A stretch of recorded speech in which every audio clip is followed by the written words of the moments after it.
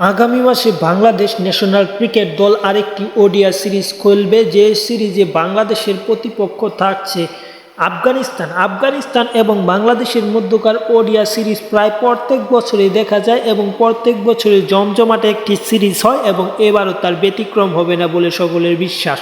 আফগানিস্তান এবং বাংলাদেশের মধ্যকার এই যে ওডিআই সিরিজটা, এই ওয়ানডে সিরিজের ম্যাচগুলো অনুষ্ঠিত হবে শারজাহ ক্রিকেট স্টেডিয়ামে বা শারজায়। ম্যাচটি নভেম্বর মাসে 3টি ম্যাচ অনুষ্ঠিত হবে।